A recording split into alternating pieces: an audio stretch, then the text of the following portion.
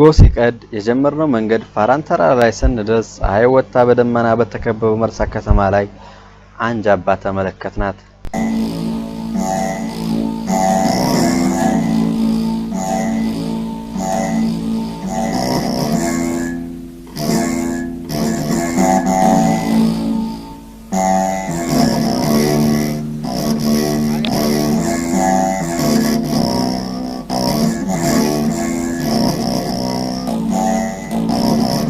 ወደዚህ ተራራ ያመጣን ጉዳይ በጊዜው በድቁና ቄስ ገንዳ ቅዱስ ሚካኤል እየተመላለሱ ሲያገለግሉ የነበሩ ቄስ በጥምቀት በዓል አከባበር ትውስታ ጀምረው እንደ ተራራው የገዘፈውን እንደ ጫካው የሰፋውን የዚህን ስፍራ ታሪክ ያጫውቱናል።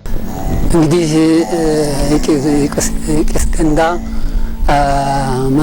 መርሳ ቅዱስ ሚካኤል በዓል በአመት አንድ ጊዜ ጥምቀት ለማክበር ስንወርድም በዚህ እንወርዳለን። በዚህ ወርደን ከተመደበለት የታቦት ማደሪያ 2 ቀን አድሮ በሶስተኛው ማለትም በ12 በቃና ዘገሊላ በዓለ ንግሱን ይዘን ስንገባ ወደ ቤተ ክርስቲያኑ አስፋልቱን ይዘን በሆታ በእልልታ በከበሮ በወረብ ታጅቦ ያመራል። አስፋልቱን ለቆ ሲመጣም ህዝቡ እየቀደመን ይሄዳል። አሁን ወደ ኋላ ያለው ህዝብ የበዛ ይሆናል። በዛን ሰዓት እችን አቀበት የወጡ አባቶች ታቦትን ያነገሱ አባቶች እረፍት የሚያደርጉበት ቦታ ይህ ቦታ ነበረ። ህዝቡን በዚህ ወደፊት ቀድሞ እንዲሄድ አቀበት ተራራ ስለሆነ እዚህ ያርፋሉ። ታቦታቱ እዚህ ያርፋል። አባቶችም እረፍት ይወስዳሉ። የተወሰነም ለዘብ ወረብ እዚህ ይካሄዳል። ህዝቡ እስከ ብዙ ቦታ እስከሚይዝ ማለት ነው። ከዛ በኋላ እረፍት ከወሰዱ በኋላ ለዘብም ወረቡም እዚሁ ተከናውኖ ከዛ በኋላ ከረፍት መጨረሻ ወደ ቅዱስ ቤተክርስቲያን ማነው ወደ ቄስ ገንዳ ቤተክርስቲያኑ እናመራለን። ስለዚህ ይህ ቦታ የታቦት ማረፊያ በሌላ አባባል ደግሞ መሳለሚያም እኛ መሳለሚያ እንለዋለን። ሌሎች ደግሞ ድንጋይ በማስቀመጥ የሆነ የተከማቸ ድንጋይ ያለ እዛ ሌሎች አካባቢ ባህላዊ ሌላ ስም ይሰጡት ነበር። አትርሽኝ ብለው የሚጠቀሙባትም ከታች ነበረች። እኛ ግን በዋናነት በአመት አንድ ጊዜ በዓላችን ስናከብር ታቦታቶችን እረፍት የሚያደርጉ ታላላቅ ዛፎች እዚህ ላይ ነበሩ።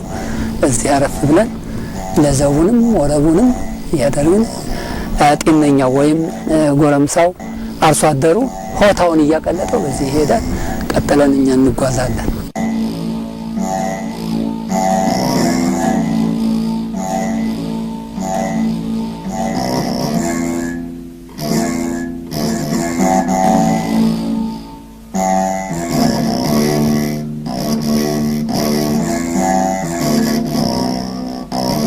ቄስ ገንዳ ቅዱስ ሚካኤል በ1871 ዓመተ ምህረት በደጃዝማች ጎሹ ዘመን ከበጌምድር ሚካኤል ከአገልጋይ ካህናትና መርጌቶች ጋር ወደዚህ ቦታ እንዲመጣ እንደተደረገ የታሪክ ድርሳናት ያስታውሳሉ።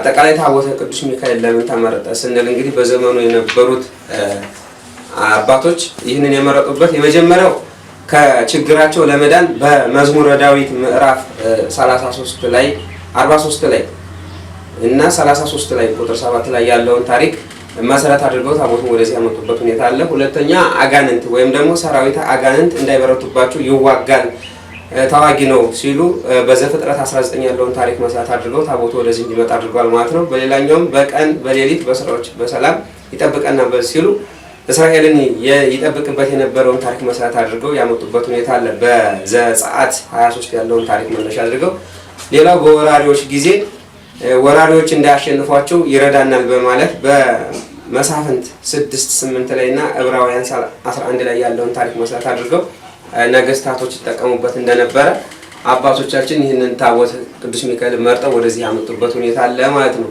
ትውልዳቸው ኢማም ጎሹ እናታቸው የእጁዬ ናቸው ወይም አብሩ ናቸው። ቤተክርስቲያኑ በአጼ ዮሐንስ ዘመነ መንግስት በ1864 ዓመተ ምህረት እስከ 1881 ዓመተ ምህረት በ71ኛው ዓመተ ምህረት ላይ የመጣ እንደሆነ ይነገራል።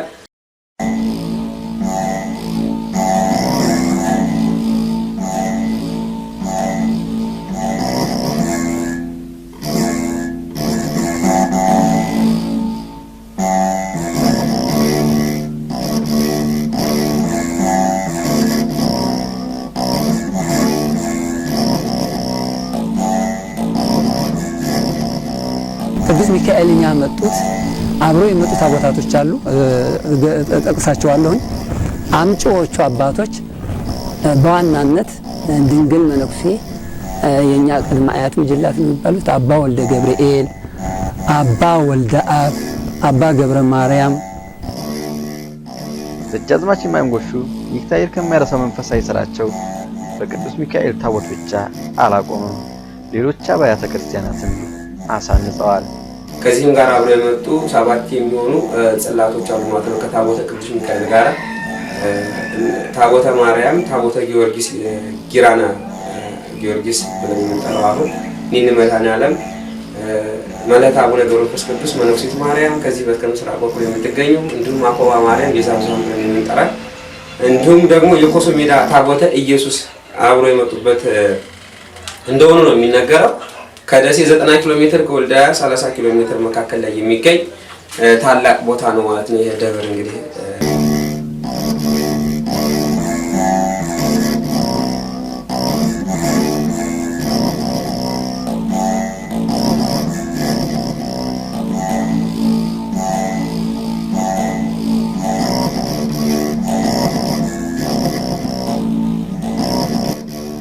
ታሪክ ነጋሪው ከፊታችን መርሳን ቁልቁል ከሚያሳየው ቦታ ላይ ቆም ብለው ወደ ገደሉ ስር እያመለከቱ ስለ አንዲት ተአምረኛ ጸበል ነገሩን። አምባ ቦታ ላይ እንደመመስረቱ የጸበል መቅጃ የሆነችውን አውልይት የተባለች የጸበሉ ቦታ ጠቀሜታ ወይም እያገለገለች የኖረችው በምን እንደሆነ ለማብራራት ስንፈልግ ይቺ የጸበል ቦታ አውልይት ስሟ አውልይት ትባላለች። በቤተ ክርስቲያኑ በስተምስራቅ በኩል ርቀት ቦታ ላይ ሸለቆ ቦታ ላይ ወርደን መጨረሻ የምትገኝ ቦታ ናት። ይቺ ጸበል ለቤተ ክርስቲያን ለጸበል ለቅዳሴ ጸበል መጠቀሚያ እና ለምእመናን በጸበል የምታበረክተው ካልሆነ በስተቀር ለግል ለበዓል ዝግጅት ለሰርግም ይሁን እማትሆን ተደርጋ በእግዚአብሔር የተፈጠረች የተፈጥሮ ጸበል ናት እና ይቺ ጸበል በአጋጣሚ ጸበልነቷም የታወቀው የቤተ ክርስቲያኑ ተካይ የልጅ ልጅ የሆነ ልጃቸውን ድረው የኃይሉ መሸሻ ልጃቸውን ድረው ለዛ ድግስ ተደግሷል። ከዛ እየተቀዳ የተሞላው ጠላ እንዳልሆነ ሆኖ ማለትም ተበላሽቶ ምንድነው ይሄ ጉድ ሲባል በሙሉ ማር ብሎባቸው ያ ድግስ እንደገና ጊዜያዊ ድግስ ማለት ጠላ ተጠምቆ ሰርጉ እንደዛ ሆኖ የተበላሸበት ወይም ፕሮግራማቸው ያልተሳካበት ሁኔታ አለ። ከዛ በኋላ ለጸበል እንጂ ለሌላ አገልግሎት እንዳታውሉ ብሎ በወቅቱ የነበሩት አባት ይህ የቤተ ክርስቲያኑ እግዚአብሔር ፈቅዶ ያመነጫት ለቅዱስ ሚካኤል ማይ ስለሆነ ማንም ሰው እዚህ እንዳይጠቀም ተብሎ ታሪኳ አውልይትም የተባለችው ብዙ ሰዓት ስለምንፈጅ ነው። እዛ ቶሎ ጠልፈን ማንመጣበት ማለት አውልይት የተባለ አውይኝ እዛው ስለምታዘገይ ማለት ነው።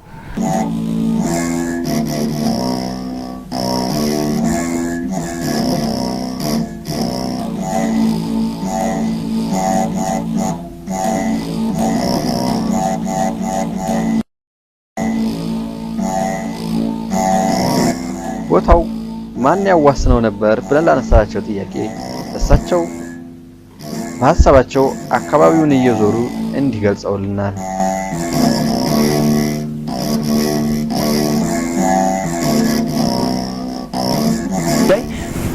ከዚህም በምስራቅ ሰሜናዊ ምስራቅ በኩል ቁራ ገደል ዲካው የቅዱስ ሚካኤል ዲካ ቁራ ገደል ይባላል። የነ ገብረ ጻዲቅን ወና ይዞ ቁራ ገደል አፋፍ ወይም ለንጣ ቦታ ጎርጅ ቦታ አለ። ያን ይዞ የገብረ ጻዲቅን ወና ወደዚህ እያደረገ ያቀናል። እንዲህ ብሎ እስከ ቁንዲ ተራራ መጨረሻው ሹሉ ተራራ ላይ እያማከለ ይመጣል። ከዛ መጥቶ ወዲህ ይዞራል። እንዲህ ይዞራል። ከዚህ ብሎ አባቢ ሜዳ የምንለው አለ። ከአባቢ ሜዳ ላይላውን ከመቃብሩ ቀጥሎ የተወሰነ ቦታ አለ። አባቢ ሜዳ ወደታይ እየቀረ አዋሳኙ አባቢ ሜዳ ይባላል። ከሜዳው ከፍ ብሎ ማለት ነው። ከዚህም መሳለሚያ ቦታ ነበር። ከመሳለሚያው ድረስ ይሄዳል። ከመሳለሚያው ጀምሮ እርጉን እያለ ነው የሚሄደው።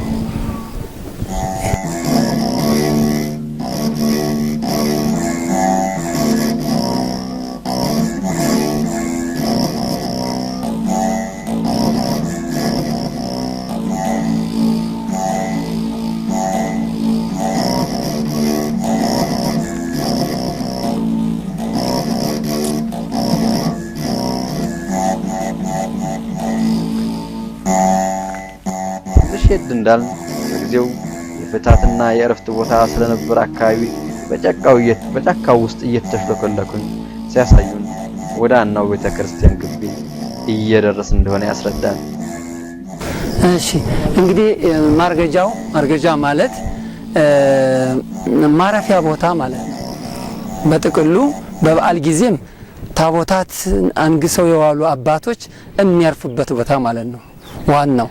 ከዛ በመቀጠል ደግሞ ሰው በሚሞትበት ሰዓት ወደ ቤተክርስቲያን ህዝቡ ገብቶ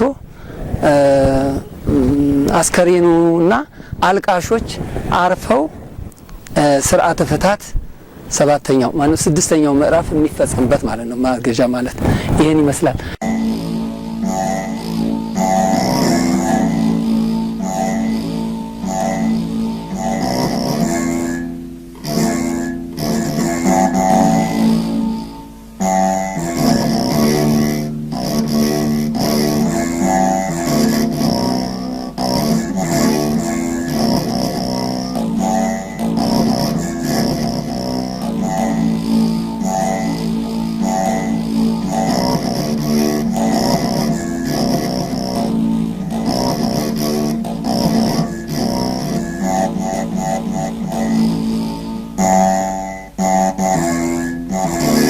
ወደ ፋራን ተራራ የወሰደን መንገድ ከብዙ ዘመናት የመርሳ ምዕመናን፣ ቀሳውስት፣ ዲያቆናት በቀስቅንደ ቅዱስ ሚካኤል ታቦት ለመባረክ ወጥተው ወርደውበታል። በኋላም በህዝቡ ጥያቄ መሰረት አሁን ወደሚገኝበት ወደ መርሳ ቅዱስ ሚካኤል አዲስ ቤተክርስቲያን ተወስዷል። አሁን ያለንበት ቦታ ለሶስተኛ ጊዜ ማለት ለሁለተኛ ጊዜ የተሰራበት ቤተ መቅደሱ የታነጸበት ቦታ ላይ ነው ያለነው። አሁን በአሁኑ ሰዓት ያለንበት ቦታ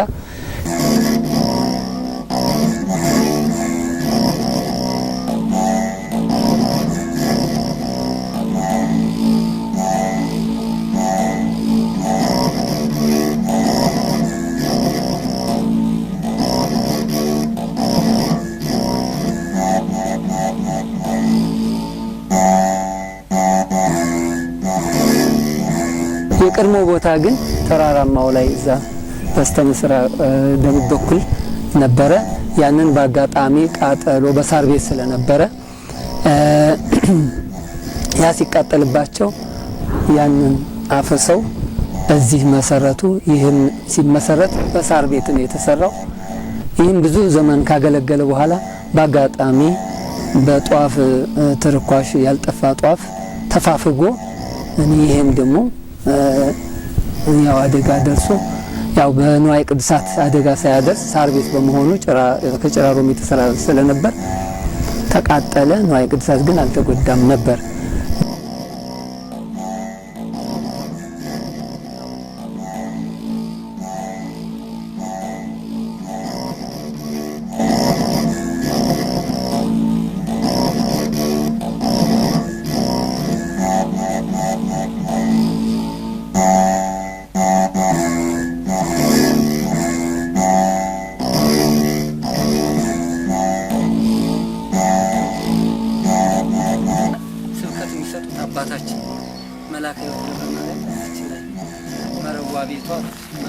ዛፍ ላይ ነው። ትልቅ ዛፍ ነበረ።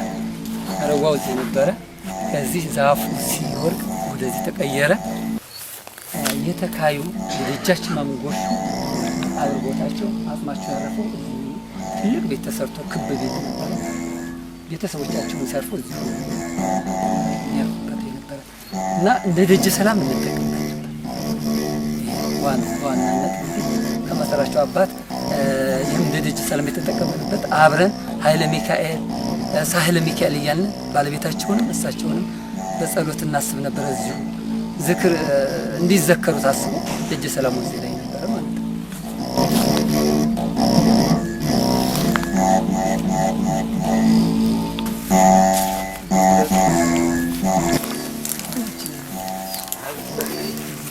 ካቡ ይሄ ካቡ የተለማው ሁለተኛ ጊዜ ቃጠሎ ሲገጥመው በአጋጣሚ የነበሩት መምህር ወይም አስተዳዳሪ መርጌታ መላከ ሕይወት መለሰ ገብረ ማርያም ምእመናንን በማነጋገር እስከ መቼ ድረስ እንግዲህ ሳር ቤት እየተቃጠለ ይኖራል ምን እናደርግ ብለው ለምእመናን አወያይተው ተመካክረው እናቷ አያሌው አሊ እነቀኛማች ሸቴ በነበሩበት ዘመን ምን እናደርግ በቃ እያንዳንዳችን የምንችለውን አቅም በፈቀደ አዋጥተን ለምን አንሰራውም በቆርቆሮ ለምን አናደርግም በሚል ተወያዩ። በዛን ዕለት ሁለተኛው አደጋ ሲመጣ ቆርቆሮ እኔ 5 ቆርቆሮ እኔ 10 ቆርቆሮ አቶ አያሌው ለምሳሌ 10 ቆርቆሮ የቻሉ ለገሰ ሸቴ የሚባሉ ደግሞ አገረገዥ ነበሩ በወቅቱ። እሳቸውም እንደዚሁ 10 ቆርቆሮ አቶ አያሌውም እንደዚሁ 10 ቆርቆሮ ብለው እነሱ ሲጀምሩ ሌላውም የቻለውን 2ም 3ም እየሰጠ ተሰባሰበ። በአቶ ኃይሉ ለገሰም በቀኛማች ሸቴም በእናቶ አያሌው አሊ ድጋፍ ጀማሪነት ከሳር ቤት ወደ ቆርቆሮ ቤት ተሰርቶ አገልግሎት እየሰጠ የኖረ ቤተ ክርስቲያን ነው።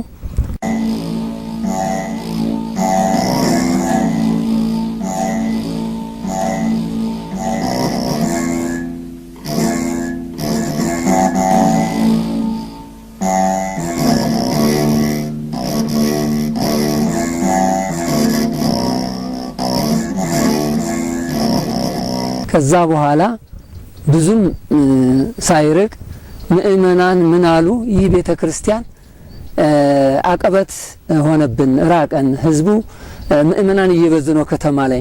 ስለዚህ ይህ እንዳለ ይሁንና እዛው በአቅራቢያ ቤተ ክርስቲያን ይሰራልን በሚል የሚል ጥያቄ ምእመናን በማንሳታቸው የተነሳ ከዚህ ተነስቶ ወደ መርሳ እንዲወርድ በአንድ ድምጽ ወስነው ተስማምተው ይህም እንዳለ ይሁን፣ ማርያም እዚህ ትሆናለች፣ ሚካኤልን ግን አውርደን ቤተ ክርስቲያን ቦታ እንቀበልና እንስራ ተባለ። በ62 ዓመተ ምህረት ቤተ ክርስቲያኑ ታነጸ። በ63 ዓመተ ምህረት የቄስ ገንዳ ቅዱስ ሚካኤል ቤተ ክርስቲያን ወደ መርሳ የሄደበት እንዲሁም ወደ ቤተ መቅደስ የገባበት ሚያዝያ 25 ቀን 1963 ዓመተ ምህረት ወደ መርሳ ከተማ ቤተ ክርስቲያን አሁን ያለበት ቦታ ላይ ሊሰራ ችሏል።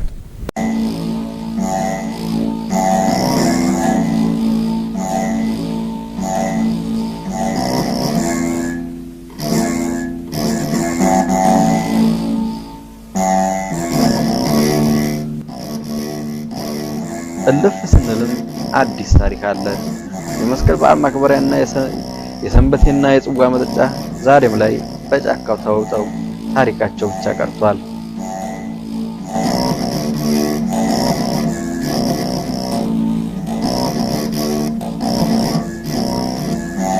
ከቤተ ክርስቲያኑ በስተደቡብ በኩል ያለ መስቀል መተኮሻ ይባላል። ይህ አካባቢ እዚህ አካባቢ ሰንበቴ ይጠጣ ነበረ። ገባ ብሎ ትልልቅ ወይራ አለ፣ 2 ቦታ። ሚካኤል ደግሞ እዛ አካባቢ ይጠጣ ነበር። በስተዚህ በስተ ምስራቅ በኩል በዚህ ሰንበቴ መጠጫ ነበረ እና በአመት መስከረም 17 ቀን ታይ ቀበሌ ላይ ቀበሌ አንድ ላይ ሆነ እዚህ ደመራ ይደመራል። ከተደመረ በኋላ የሚቃጠለው ሌሊት ነበር። እዛን ሰዓት ማውቀው ሌሊት ይቃጠላል። እረኛ ይሄ አርሶ አደሩ እሸት ይዞ እየመጣ ያችን ማስታወሰው እኔ በልጅነቴ ማለት ነው እዚህ ይጠበሳል ይበላ ነበር። ይሄን አስታውሳለሁ እዚች ቦታ ላይ።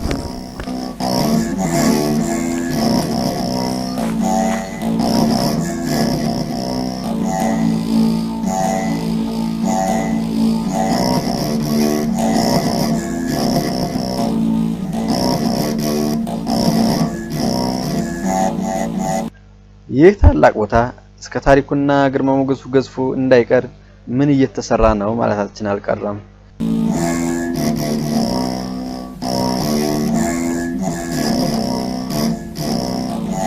እሺ ያው እዚህ ቦታ እንግዲህ አባቶች ቀደም ሲል እንደገለጹት ይህ ቦታ ቀደም ብሎ ብዙ መስዋዕት ሲሰዋበት እንደነበር ብዙ የአባቶቻችን አጽመ ቅዱሳን ያረፈበት ቦታ እንደነበር ይነገረን ነበረ። በታሪክ ረገድ እንደዚህ ይነግሩን ነበረ አባቶቻችን። በ2007 ዓመተ ምህረት በሰዓቱ የሰንበት ትምህርት ቤታችን ሰብሳቢ የነበሩት ቀሲስ አስማረ ነበሩና ይሄ ቦታ ብናስመልሰው የሚል በሰንበት ትምህርት ቤቱ እንደ ሀሳብ መነሻነት መጣ። ከዛ በኋላ ነው እንቅስቃሴ የተጀመረው። ለ44 ዓመታት ያክል ቦታው ክፍት እንደነበረ 1963 ዓመተ ምህረት ጀምሮ እስከ 2006 መጨረሻ ቦታው በማንኛውም ሰው ዝም ብሎ በወል ተይዞ በተራራነት ዝም ብሎ የከብት መዋያ የአባቶች አጽመ ቅዱሳን የሚረገጥበት እንደነበረ ክፍት ሆኖ ባለቤት አልባ ሆኖ የኖረበት ሁኔታ ነበረ። ለምን ወደ ባለቤት ወደ ቦታው ወደ ቀድሞ ይዞታው ለምን አንመልሰውም? ባለቤት ሊኖረው ይገባል። የዚህ ባለቤቶች ደግሞ እኛ ነን። ስለዚህ አባቶች አጽም ሊከበር ይገባዋል የሚል ሐሳብ ተነጋገርን፣ ተወያየን፣ ተስማማን። በዚህ ሐሳብ ተነስተን ነው እንግዲህ ቦታውን ለማስከበር መሯሯጥ ጀመርን።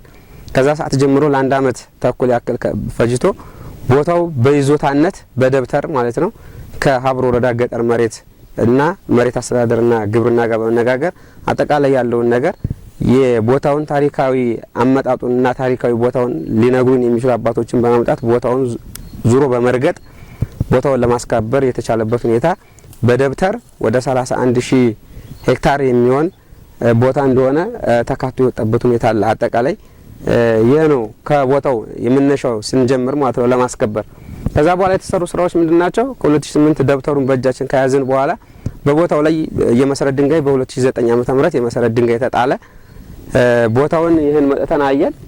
እንደምታዩት ይሄ ቤተ መቅደሱ ያለበት ነው የነበረበት ነው እና በዚሁ ልክ ቤተክርስቲያኑን ማነጽ ፈለግን። ቤተክርስቲያኑ ወደዚህ በትንቢትም በታሪክም አንድ ወቅት ሚካኤል ወደ ላይ ይመጣል፣ ወደዚህ ወደ ቀድሞ ቦታው ይመጣል የሚሉ አባቶች አሉ። ነገር ግን እኛ ለጊዜው ያደረግነው ምንድነው ሚካኤል እዛው ቦታው ላይ ይሆናል። ነገር ግን እዚህ ስላሴን ብናመጣ የተሻለ ይሆናል ብለን መስቀለ ክርስቶስን ጨምረን ብፁዕ አባታችን አቡነ ቄርሎስ ጋር በመነጋገር ቦታው ደብረ ፋራን ቅድስት ስላሴ ተብሎ እንዲሰየም ተደርጓል። የመሰረት ድንጋዩን ደግሞ አባ ኃይለ ገብርኤልን በእንግድነት በመጋበዝ የመሰረት ድንጋዩ ተጥሏል። ለማነጽ ቦታውን የመደልደል ስራ ተሰርቷል። ዙሪያው ችግኞች እንዲከበሩ የማድረግ ጥበቃ የመቅጠር አጠቃላይ ቦታውን የባለቤትነት ይዞታነቱን ለማረጋገጥ በተደጋጋሚ በዓላቶችን በጉልበት የሚሰሩ ስራዎችን እየመጣን እንሰራለን። የልማት ስራዎችን እንዲሁ ችግኝ መትከል ቦታውን የማስከበር ስራ የተሰራበት ሁኔታ አለ። መቃረቢያም ለመስራት እዚህ ተደልድሎ ጉድጓዱ ተቆፍሮ ያለበት ሁኔታ ነበረ። ነገር ግን የመንግስት ለውጥ በ2010 ዓ.ም በነበረው ግርግር የመሰረት ድንጋዩ ፈረሰ። ወጣቱን ለማሰባሰብ ጥረት ተደረገ። ድጋሚ ለመስራት ታሰበ። ነገር ግን ህግ የማስከበር ሚናው ትንሽ ያላላ ስለነበረ ቤተክርስቲያኑን ለማነጽ አሁን ወደ ኋላ ያልንበት ምክንያት እሱ ነው። የህግ የበላይነት ሲረጋገጥ ማህበረሰቡ አስተሳሰቡ ትንሽ ለየት ያለ ስለሆነ የምንሰራውን እያፈረሰ የምናስቀምጠውን እያነሳ ስላስቸገረን ቦታው ወደፊት ቤተክርስቲያን ታንጾበት ገዳም ሆኖ ምእመናን ስጋው ደሙ እየተቀበሉበት ደህነተ ስጋ ደህነተ ነፍስ ሊያገኙበት የሚችል የተቀደሰ ቦታ ሆኖ ማየት ነው የምንፈልገው። አላማው ወደፊት ሊሆን የሚችለው ይሄ ነው ሐሳቡ ማለት ነው። በትክክል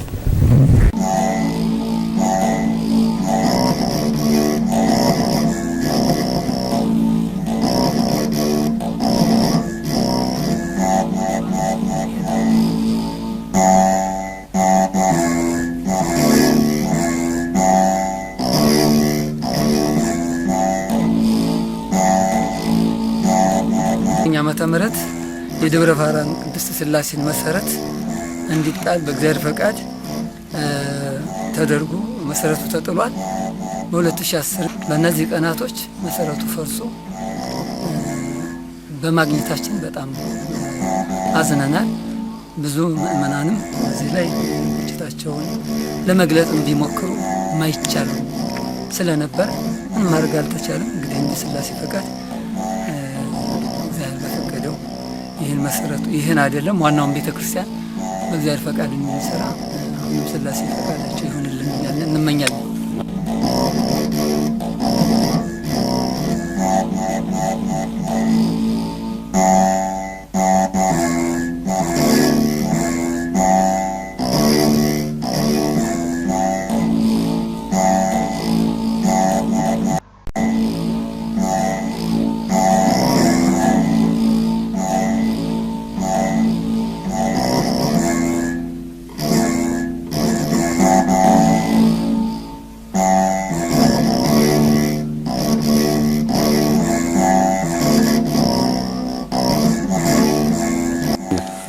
ይሄ አሁን ታጥሮ ያገኘነው ቦታ አጠቃላይ ይሄ የቄስ ገንዳ ደብረ ፈራ ቅድስት ሥላሴ ቦታ ነው አጠቃላይ ማለት ነው። እና በደብተር ላይም ተካቷል። የሰነድ ማስረጃ ያለው እኛ ጋር ነው ያለው በዚህ ነገር ግን ግለሰቦች አሁን እኛ ማለት የኛ የእምነቱ ተከታይ ወይም ደግሞ የቦታው ባለቤት ነን የምንል ሰዎች ቦታውን በአግባቡ አስከብረን ባለመያዛችን ምክንያት ግለሰቦች እንደዚህ ያደርጉ ያጥሩታል ማለት ነው። ጥንት ቦታውን በማስከበር ከ2 ዓመት እና ከ3 ዓመት በፊት ይህንን ቦታ ስናስከብር ከ2007 ጀምሮ መንገዱ በዚህ ነበረ። የምንሄደውም በዚህ በደቡባዊ በኩል በቀኝ በኩል ታጥፈን የምንሄድበት መንገድ ነበር። በዚህ የከብቶች ሰፊ የሆነ ከብቶች የሚሄዱበት በመንጋ የሚሄዱበት ሰፊ መንገድ ነበረው። ነገር ግን አሁን አንተም እንደምትመለከተው ቦታው በዚህ መልክ ታጥሮ ተይዟል ማለት ነው። አጠቃላይ ላይ ቤተክርስቲያኑ የነበረበት የመጀመሪያው ቤተክርስቲያን የነበረበት ቦታ ላይ ነው አሁን አጥሮ ያለው ማለት ነው አሁን የምንመለከተው። ስለዚህ አሁን ቦታው በጥበቃ ያስፈልገዋል፣ እንክብካቤ ያስፈልገዋል፣ ባለቤት ያስፈልገዋል። ስለዚህ ሁሉም ማህበረሰብ እንዲያየው በዚህ መልክ ተዘጋጅቶ ምናልባት ማህበረሰቡ የኔ የሚልበትን አግባብ እንዲፈጥር ነው ይህንን ቦታው እንደዚህ የምናየው።